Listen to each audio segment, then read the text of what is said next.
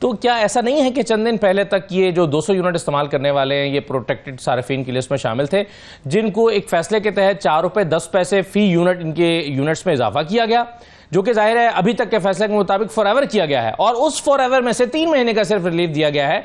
तो ये actually relief है भी या नहीं? नहीं, देखें, सबसे पहली बात तो ये जो समझने की जरूरत है कि जो रीबेसिंग होती है सालाना, क्योंकि दुनिया में कॉस्ट चेंज होती है, तो ये असल में होती है कॉस्ट जब बढ़ती है तो आपको वो पास ऑन करनी होती है। पीटीआई के दौर में 3 साल एनर्जी प्राइस की रीबेसिंग नहीं हुई थी, जिसकी जो रिजल्ट किया, जो गर्जशी कर्जा 1100 से 2400 अरब पे गया, और फिर जो हमें उसको दुरुस्त सारा हमें करना पड़ा, उसके फ्लो को रोकना पड़ा। तो ये कहना कि ये कौन सा रिलीफ है जो पहले आपने महंगा किया या कम कर दिया, नहीं, ऐसा नहीं है। वो महंगा हुआ, वो महंगा कॉस्ट 50 अरब की जो कॉस्ट है वो जेन्युइन कॉस्ट है, वो हमें डेवलपमेंट साइड पे कट लगा के यहां से पूरी हम नहीं, लेकिन सर उसमें तो आपने देखिए ना 100 यूनिट इस्तेमाल करने वालों में भी पौने 4 रुपए का इजाफा किया था ना। नहीं, ये 100-200 यूनिट वालों को तो आप एग्जेम्प्ट कर सकते थे ना। वो मुफ्त में तो नहीं हुआ था ना, उसको सब्सिडी देनी पड़ती है। अगर आप एग्जेम्प्ट करने के लिए आपको इजाफी सब्सिडी देनी पड़ती है, तो ये 50 अरब रुपए की जो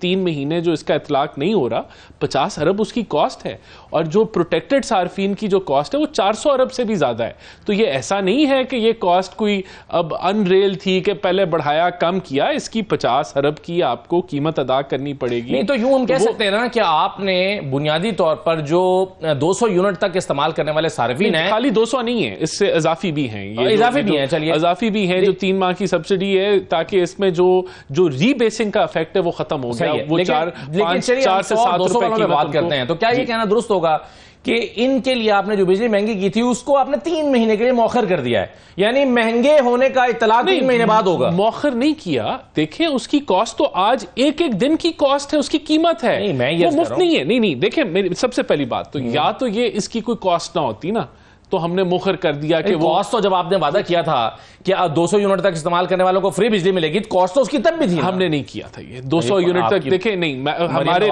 पंजाब में इलेक्शन कैंपेन के दौरान नहीं, इलेक्शन कैंपेन जब हमारा मंशूर आया, मंशूर में भी नहीं था। हमने मंशूर में कहा कि हमने 20 से 25% बिल्कुल सस्ती करनी है ना। इलेक्शन कैंपेन के अंदर मंशूर आने के बाद ऐसा कुछ मरियम नवाज साहिबा ने एक आधी दफा, बिल्कुल वो एक आधी दफा उन्होंने, लेकिन हमारी वो पार्टी की कैंपेन का हिस्सा नहीं था। वो शुरू में आवाम को धोखा देने की बात थी? उनकी बिल्कुल कोशिश थी, और ये पंजाब इस तरह कर सकता है कि सब्सिडी देना चाहे, लेकिन ये एक, आप देखें, पैसे इस तरह झोंक, मेरे ख्याल से नहीं, ये गलत वादा फीजिबल नहीं है। नहीं, उन्होंने वादा नहीं किया ना, हमने मंशूर का हिस्सा, मंशूर वादा होता है, तो जलसे में जो कहा जाता है वो क्या होता था? नहीं, जलसे में उन्होंने कहा, उस वक्त मंशूर तैयार नहीं हुआ था। जब मंशूर की कमेटियां बनी तो उन्होंने ये तय किया कि ये फीजिबल नहीं है। उन्होंने कहा था फिर उस तरीके से आप अपना बिल जमा कराने के लिए जाएंगे तो आपको बताया जाएगा कि आपका बिल तो ऑलरेडी हुकूमत जमा करा चुकी है। मैं आपको यही बता रहा हूं ना कि उसके बाद मंशूर बना, और मंशूर के अंदर जब वो कमेटी बैठी पावर की, उसने इस तजवीज को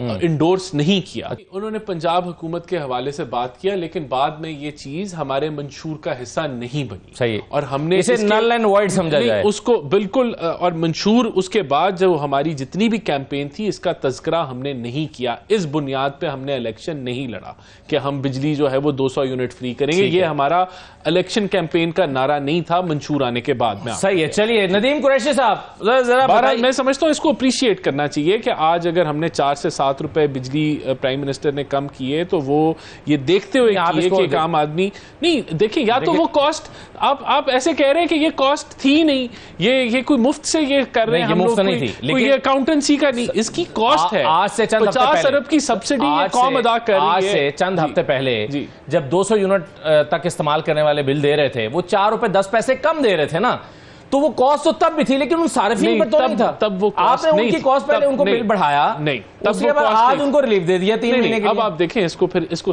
मुझे समझाने दें। आप जो है, आपका सर्कुलर जो डेट है उसमें इजाफा आप नहीं कर सकते, बल्कि उसमें आपने कमी लानी है। तो उसको अगर वो एक चीज आपने अचीव करनी है कि जो 100 अरब डॉलर आपने डेट की अदायगियां करनी है, उसमें कामयाबी IMF का प्रोग्राम करना है, तो ये लाजिम है। ठीक है, तो अब वो आपने ये बात सही है। हाँ, एनर्जी मजबूरियां अपनी जगह पर हैं। नहीं, मजबूरियां नहीं, हकीकत है कि आप खसारे में अगर अदारे को चलाएंगे तो बिल्कुल आप ये रिलीफ जो है वो 12 महीने चला दें, बल्कि हम उसको जो है वो अगर वो 2400 एक आम आदमी, एक पेंशनर बेचारा या बेचारी जो 8000 रुपए की पेंशन है, अब 13,000 रुपए बिल आ जाए। अब इसका जवाब सुनिए। देखें, अगर हम बाकी मेहमान कहेंगे 16 आखिरी बात मैं करके ये आधा मिनट मुझे दे दें। हम मिसाल के तौर पे कहते हैं जी 200 यूनिट तक हम फ्री दे देते हैं, हुकूमत कर सकती है, आए बाएं दाएं करके कर देती है, खसारा आपका 4000 अरब पे बढ़ जाता है और उसकी वजह से रुपए की डिवैल्यूएशन होती है, जो 500 रुपए पे चला जाता है रुपया, महंगाई 100% पे चले जाती है, तो तब गरीब आदमी का क्या होगा? तो गरीब आदमी का सोचते हुए हम उस जो गर्जसी कर्जा है उसको, गरीब आदमी का सोचते हुए, प्रोटेक्टेड की लिस्ट से तो निकाल दिया ना। आपको बता रहा हूं कि गरीब आदमी का सोचते हुए हमने ये सर्कुलर डेट को क्लब किया है ताकि हम दुनिया के साथ मिलकर चल। तो आप खत्म नहीं कर सकते। 5000 क्लब किया है उसको, बिल्कुल उसकी फ्लो ही रोकी हमने फ्लो रोकी। नदीम कुरैशी साहब, ये आप जाहिर है हल्का जीत के आते हैं और आप तो उन 10 खुश नसीबों में से हैं जो पिछली असेंबली में भी मौजूद थे और इस असेंबली में भी मौजूद हैं, पंजाब असेंबली में, बाकी तो सब नए आए हैं।